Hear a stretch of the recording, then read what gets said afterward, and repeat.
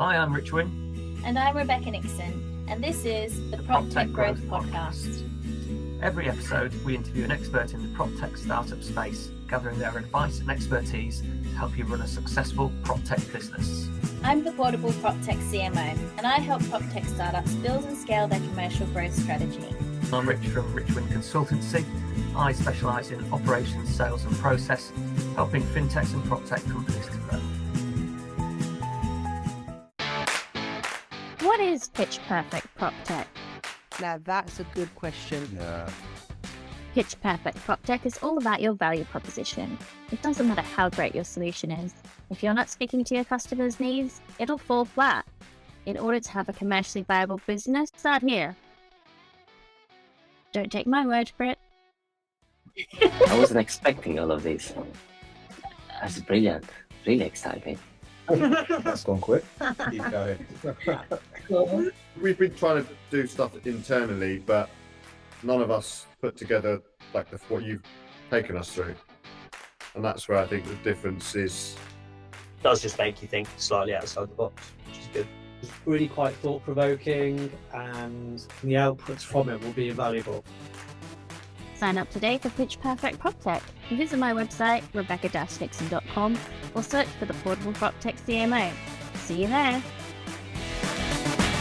Thank you so much for joining us on the podcast, Dominic. I think that most of our listeners will be familiar with you, but just in case there are a few that aren't, would you mind just really quickly introducing yourself? Thank you, Rebecca. My name's Dominic Grace. I was at Savills for 37 years. I headed up their London residential development team, and I've been a lone wolf consultant for about the last 18 months or so, very much keeping one foot in the old camp, being residential development and development companies and in investment as well.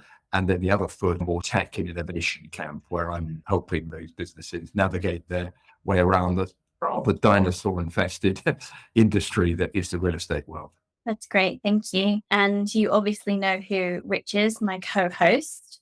So I won't reintroduce him, but we'd really love to talk to you about having a foot in each camp. We both come from a mixed tech background, and coming into PropTech is, to be frank, obviously, we're going to be very honest, tends to be a little bit behind the curve. What do you think is the key to successfully getting the property space past that and into the modern sphere when we're talking about technology solutions? You know, I've probably already been alienating some people by making the very frequently made observation about property industry having some dinosaur tendencies, and I would stand by that. And I think there's plenty of evidence for that. Not to say, though, that there are plenty of opportunities for technology to be brought to bear. And perhaps with what's going on right now, some of the big challenges, certainly in the residential space, truthfully in all spaces, doesn't matter what sector you're in, you're facing some big challenges now. And one of the questions, I suppose, is will the industry do what it's done in the past when times are bad, hunker down, batten down the hatches, wait for the sun to come out, undo the hatches, come out and just do everything they did before? Or are there some more fundamental issues in the market that mean that those that think they're going to do that, when they open the hatches, find out a rather different climate, and those that perhaps have used the time to think about how they might do things better, more efficiently, etc. Not all of that's around technology, I grant you, but my hope is, and maybe we're having a chat and most of the audience listening, seeing this, will have a leaning towards at least being open-minded to technology. But as to what the biggest challenges are the industry is very deeply entrenched with the way it's done things in the past. And let's face it, lots of people have made lots of money doing it the old way. I think quite a few technology businesses fail to recognize that there's no silver bullet here, and you've got to take the industry with you as well. You can't just get in front of someone and say you need to abandon everything you've ever done and adopt whatever it is you're trying to sell. That's an extreme case, but I'd say some people do try and sell that way, not very successfully. So the biggest challenge is, just get the audience, the industry, to at least be interested in what you're doing. And then another big challenge, maybe we might chat about this, is the whole sort of integration of whatever it is you're selling into their existing system. So what I would call a soft landing. So how easy is it to adopt? by whoever you're looking to sell into. Happy to expand on either. I think it's a really good point. And again, both Rebecca and myself, having worked in fintech and obviously had a little fintech company for a while, which is more in the mortgage sphere. It took a while for mortgages, and it's still taking a little bit for them to move forward. It's that tipping point, isn't it? And I think from what I've seen from PropTech, and I know the property industry a bit as well, it's 2 or 3 years behind fintech. And thinking about it today and some of the people that we've spoken to over the past couple of weeks, I think it's probably a little bit more, because the uptake now is you need technology in order to be able to do what you've always done, but it's just going to be either more efficient or work better, however you want to do it. And there's no disruptor that can come into this market and say, you've got to forget everything that you've done. This technology is going to change everything, because it just won't happen. The same, you've still got your one-man mortgage brokers who have got 30k net profit, and that sees them good for the year. Then they'll retire and sell a back book for 50 grand or whatever, and they're happy with that. There's still going to be those people. I think the majority at some point are going to have to move towards technology, or they are going to not die, but they're going to be very small numbers. And so I think it'd be really interesting to hear from you. When do you think that might be? When do you think we are going to get the adoption? I don't think, notwithstanding the fact that what's happening in the market now, if one gets very melodramatic, one might liken it to the sort of meteorite strike in the Yucatan Peninsula, was it 65 million years ago, that wiped the big dinosaurs out. I don't think that's valid. But I do think what's going on right now is there's a confluence of really tough things hitting the market now, around money, the market demand, all post-COVID world, the post-Brexit world stuff that does point towards perhaps us looking back in X years' time. It's going to be difficult for me to give you an answer to that question, Richard, but I do think now is quite a pivot point, potentially, hopefully, but it's going to take time. And I suppose it's a rather hackneyed old thing to cite the Bill Gates observation that everyone overestimates what will happen in 3 years, underestimates what will happen in 10. But I think that's probably quite applicable to where we are now, actually. Yeah, I think you're right. I think so too. And I think people have been talking about change and evolution for a long time, and people are very quick to compare the property sector to the financial sector. But there have been huge regulatory pressures on the financial sector to change. And if there aren't those pressures on the property sector, then what incentive is there to change? Like you say, these people have been very successful at making lots of money for a long time, doing what they've always done. Why change? And I think what's coming out of a lot of our conversations with people is the need for a better customer experience, and actually being customer obsessed and focused on the needs of the end user. So when you're selling PropTech to somebody, you're selling something to help their customers, not always to help them. People seem very focused on selling efficiency to an agent or a landlord, but perhaps what they need to be selling is the customer centricity that's being expected at the end of the day by the person who is using that service. What do you think of that kind of pivot in messaging that seems to be happening? I think it's good. And I think part of this confluence of pressures, particularly the sales market now, means that we're all going to have to fight harder, be you an estate agent or developer, to find those fewer buyers. So you're going to need to really love your customers in a way that hasn't happened so much in the house building industry ever. It could be that's one of those pivot points. I think you're right to highlight this, Rebecca, because we all know that in the wider retail stroke consumer world, the consumer is feeling much more empowered now, expects more choice, is less tolerant of ropey service, will go on to social media, expect to get an immediate refund or replacement or whatever. The world is really moving on now. It's extraordinary how, exactly, if you're talking the new build, how a lot of the whole house building industry has got away with the bar being set very low when it comes to the service. That's one of the opportunities, perhaps, that some new players or some enlightened existing players might want to embrace. It's great. I'd really love to know, for the sake of our audience, because I know that you talk to a lot of PropTech founders and you work with a lot of startups.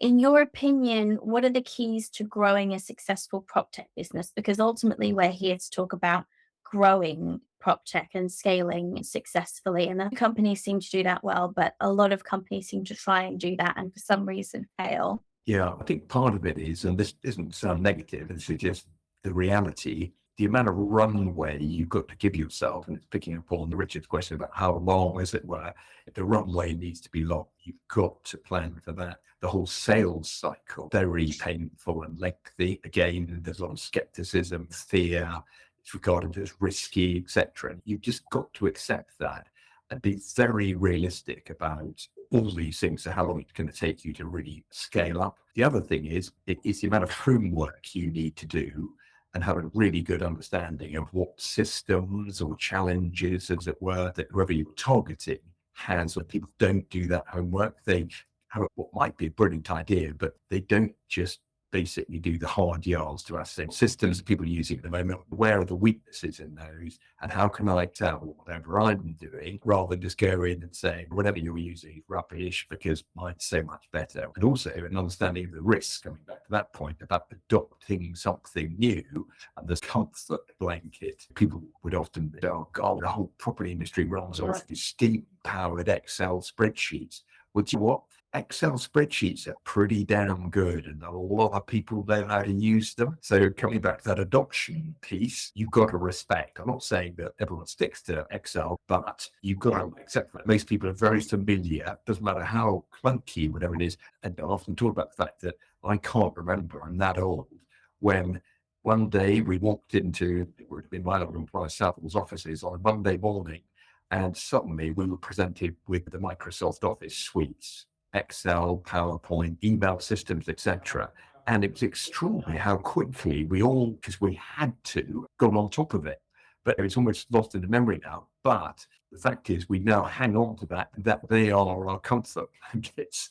So you've got to recognize all that stuff with whatever it is you're trying to promote. From the agency perspective, with obviously Rebecca mentioned about regulation and things like that, which is probably a bit of a hot potato in state agency. I think Phil Spencer was pushing it recently, and a few others want some sort of exam, like they have CMAP for mortgage advisors, in order to either give people that whatever an exam gives them. What's your take on regulation? And in theory, could that regulation then push the change? I think there's an inevitability around this that Richard, quite how long it'll take, I don't know, but it is a joke that people just learn straight out into the industry with no training effectively. Obviously, in the financial world, it's got tougher.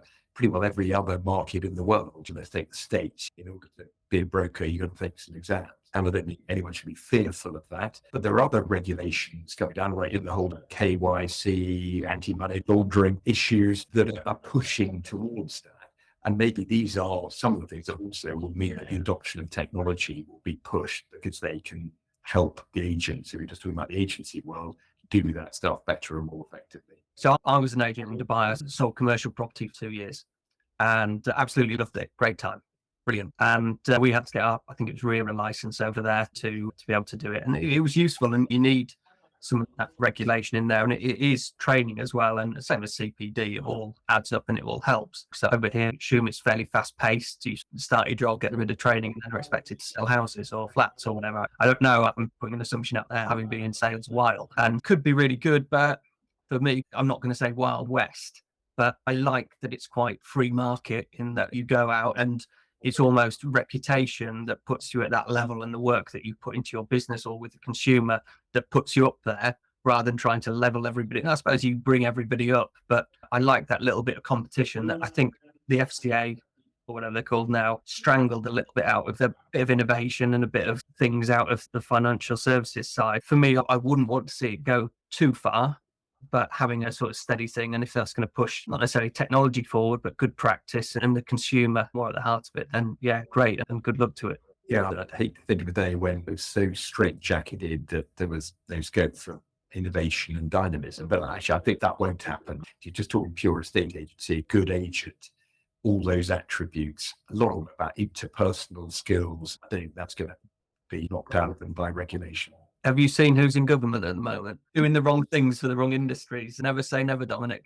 We'll see. I think this current government haven't got long to do whatever they might want to do. Yeah, so veering back to business and away from politics, I would really love to know from you, Dominic, what PropTech companies you're looking to at the moment as examples of people who are getting it right, examples of excellence, the ones who know how to grow and why? Yeah, the answer is there've been relatively few. That's a sort of scary thing. There's still a lot of founder stage, or let's say, aren't really making proper money stage. Within the longer prop tech world, we've obviously had the big portals who 10 years ago went through lots of consolidation, and now we've ended up with 2-3 players in that space. And I think that similar evolution is going to take place. You look at how busy certain sectors are in prop tech terms, rental market and other points, we think, you know what, there are just too many players. And one of the reasons that they're being held back is that the marketplace doesn't know which way to turn. And what you're going to see is some of them are going to run out of runway and just wither on the vine. Others, you might see some consolidation, collaboration, whatever. And the success stories, in some cases, might just be the ones that can survive. They're not necessarily going to be the best ones. It's a bit like the old VHS, and Betamax was actually a better video system. So a lot of it is going to be about just resilience and the ability to pivot a bit. I know lots of people chat about that, but that's going to be so true. And I'm not going to cite you particular examples, but I've seen businesses where they've gone through really big pivots. Almost their pitch deck is unrecognizable from what it might have been a couple of years ago, and they're learning. So that's the other thing. You've got to keep learning and be able to flex a bit. Anyway, we shall see who the winners are. You will indeed. You touched on a little bit there, pitch decks and investors and runways and things. Do you have any thoughts that you might like to share with us, some wisdom perhaps, on organic versus VC-led growth? I wouldn't claim to be a great expert on that, Rebecca, but if you can get the right angel investors and the realistic business plan, coming back to the amount of runway you need, be very realistic about, or have a good understanding where you should be spending your money. That's pretty basic stuff. The VC money's gone a bit quiet lately, hasn't it? Not surprisingly, given what's going on out there. So I won't pretend I can give you any huge insight on that. What I would say is that it's great if you can get some angel investors who actually work in your sector, because the ability for them to open doors and be a great champion because they've got a vested interest, it is an obvious one to go for if you can. Other things I might say for UK founders is, and without getting too techy, but some of your audience will be familiar with the EIS and SEIS private investor platforms that allow individuals to invest directly into startup businesses and have great tax breaks that are very favorable. Either if the business goes super well, or indeed if it fails, there are safety nets in place that means you don't lose all your money necessarily. And I think if you can set your business up to be qualified for one of those, that's great, particularly helpful. Again, coming back to my point about getting investors who are in your space. So on that, and I think there's a really good mix, just thinking of a few different companies and founders that I've spoken to. Do you feel that it's better, from your experience, it's better to have a co-founder or for one person to just do it themselves? Yeah, I know a lot of people would opine that actually a co-founder, it's dangerous having it all pivoting on one person, and that there's just psychologically more of a team effort, as it were, and that you can have a bit of a yin and yang team. It helps. But again, I think there's no easy answer to that. I think if you're a really good founder and you assemble a great team, then it doesn't have to be co-founders with you. That's the important thing, is to get the right team with the right complementary skills in place. Yeah, makes sense. I think I've said before, and I think I wrote an article on it. I don't think anyone has ever read the article, but I did write an article on it of if I went back, how I would set my company up differently. Our biggest fault when I set up Hooch was we didn't have a CTO, and we got one after about 18 months. And in 2 weeks, he completely changed everything, made everything better. We'd have saved ourselves, again, such an amount of runway that we probably could have scaled up ourselves, which ultimately, when it came down to it, we just couldn't do. And now I feel getting the right people, you don't have to have it for every company. And if not a co-founder, make sure you've got either a mentor or someone who looks after you, who knows the industry that you're going into. You may be in data, for example, but know that property and data obviously go hand in hand. You need that. So you need that person. Then you need someone who, a COO really, who understands sales and process, CMO, sort of 50-50, depending on how much airy-fairy marketing stuff you like, Rebecca. And then basically CEO, so someone who oversees everything. And I think that 3-4 people is so key to it working properly. And the businesses, so I'm looking at, I mentioned it on every podcast, but it's because I've seen so many businesses, companies, a company who I'm doing some work with at the moment called Inventory Base. Steve Rad heads them up, and we've actually got him on another episode. But he runs Inventory Base, and then the other bits, Property Inspect, and a couple of the other companies that he's running, just so commercially smart, clever. And obviously they've been going for 10 years now, but they did websites to start with and then just got into this. But they have all the right people in the right places. And you can just tell they can start up a new business because those people are guiding then that business as well as this. It's just absolutely fantastic. And you don't see it in many places, especially in PropTech.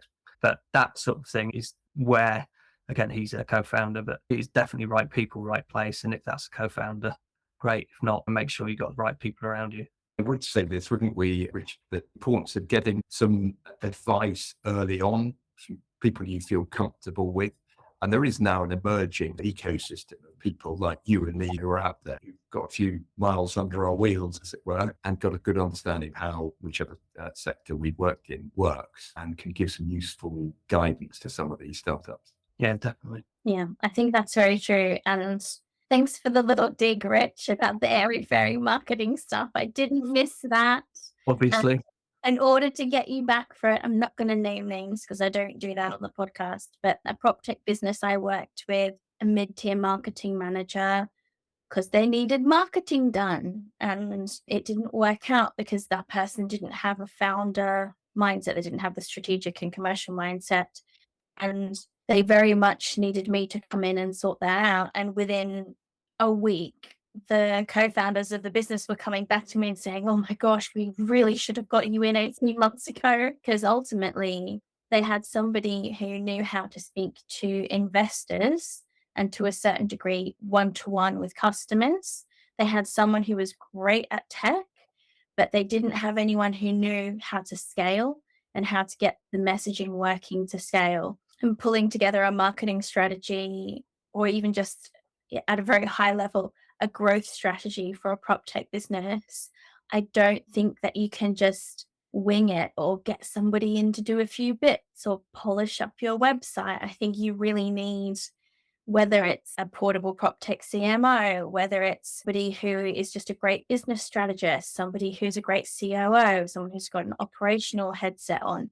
You just really need somebody who can come in and look at the big picture and build a growth strategy that's going to get you in front of the right people with the right message, because otherwise you're just stealthing and burning that runway so quickly. It's like you said, Dominic, before you know it, it's been 18 months and nothing's closed yet and you don't know why. Yeah. Dominic, with your consultancy business, obviously you're 18 months into that now. What was your plan? And with that, how's it going? What have you found? Thanks for asking, Rich. So far, so good. And practicing what I preach, I am pivoting and flexing to reflect what's going on out there. It's very apparent that getting someone like me, I'm not the only one out there, and I'm not the oracle guru on every single sector, but there are, if one asks the right questions, people out there, let's say like me, with a very good understanding of the way the market works, my market, residential development and investment. It's very apparent that understanding how you navigate, you being a new business wanting to sell into the old world, as I call it, got a foot in both the old and the new camps.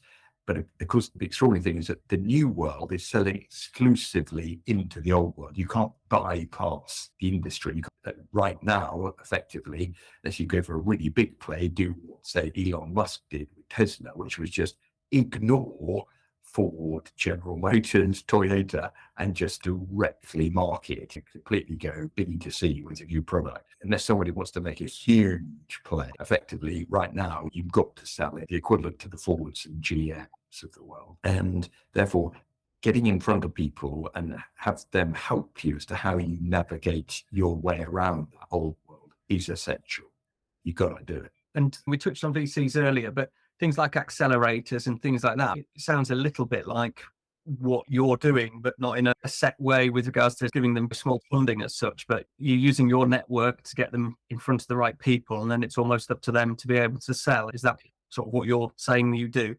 Yes. And in fact, all the accelerators don't sell on behalf of, they again can open doors, and there's some great accelerators out there. There's some others, again, I'm not going to mention names, that promise a lot, but don't deliver and take a large pound of flesh for the pleasure. But yeah, it's a similar model, isn't it? Where they're saying, we can open the doors for you. Fine, that's established. I still think there's lots of scope though to get quite specialist knowledge you need, with slightly depending what you're trying to do with what technology, to make sure you need to find you've got someone that really can help shape your product. And we talked earlier, didn't we, about pitch decks and things. It's really basic stuff, but just to get your pitch deck in front of someone who can be quite a good, what I describe myself as a crash test dummy, is really useful. I believe it, and certainly those businesses I'm helping that find it so, where I adopt an everyman persona, where I've been sort of typical person in the industry, pitch to me, and I will role play that. I'm good to understand what pushbacks might be, what the awkward questions might be, etc. And the other thing that's very apparent is that, of course, those that are out looking for money, there's a different deck, the old shared slide, to investors, and I'm getting better at understanding some awkward questions that they may ask as well. You're putting on the different hats of the various stakeholders that these people are going to need to approach, and giving them someone to vet their presentations and their messaging against.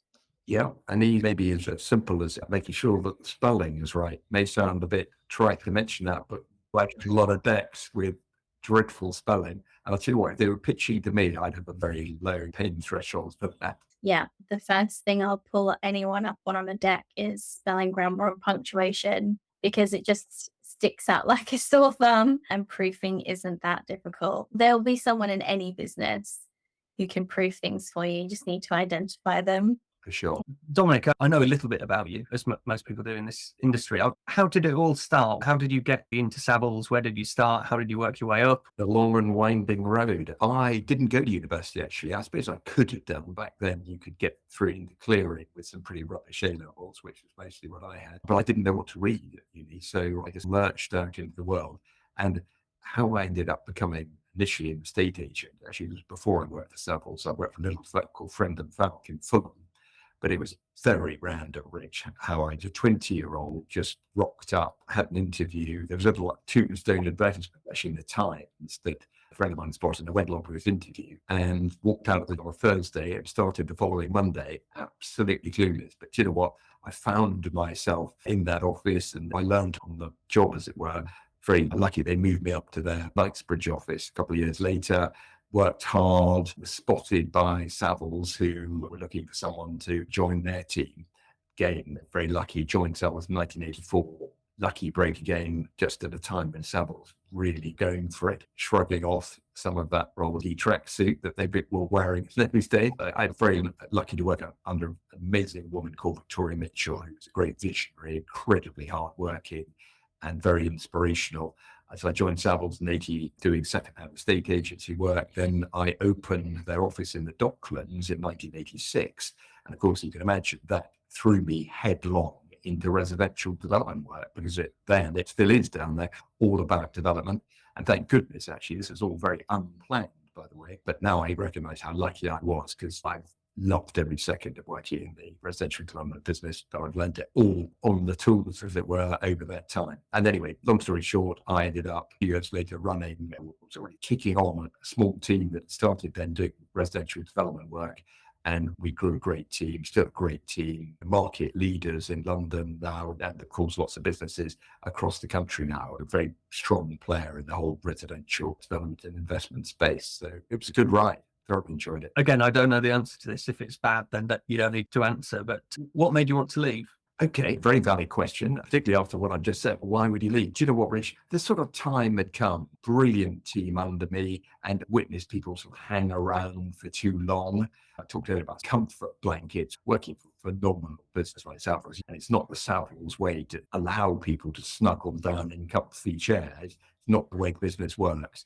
That were particularly relevant to our conversation now, stuff I wanted to do in the sort of innovation and technology space that I couldn't do wearing a head of London residential development hat. That was my role. That's a team I headed. So it would have been disingenuous for me to launch that on other people's time, as it were. When I looked around, actually, if I'm honest with you, the COVID lockdown helped me make this decision. It seemed like quite a seminal moment it was for all of us, wasn't it? And I just thought, you know what, if you're going to do this, do it now.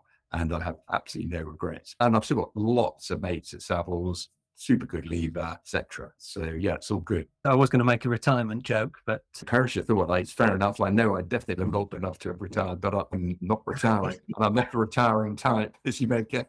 Rich, you're always on the wind up. You're going to turn our guests against us. You got to be careful. yeah, no, I'm a bad advert for myself, really. Did you go to university, Rich? Yes. Yeah, I did. I did politics and international relations at Leicester. Because I was thinking, as I didn't go to uni, I went for a little while. It didn't agree with me. And when I first moved to London, I pretty much never ended up in a meeting with people who hadn't been to uni and had got their masters and were so impressive and so educated and made me feel this big when I'm at least this big. And yeah, I was quite surprised when I spoke to Dominic and he said that he hadn't been to university. I was like, oh, somebody else who knows what it's like to just learn on the job.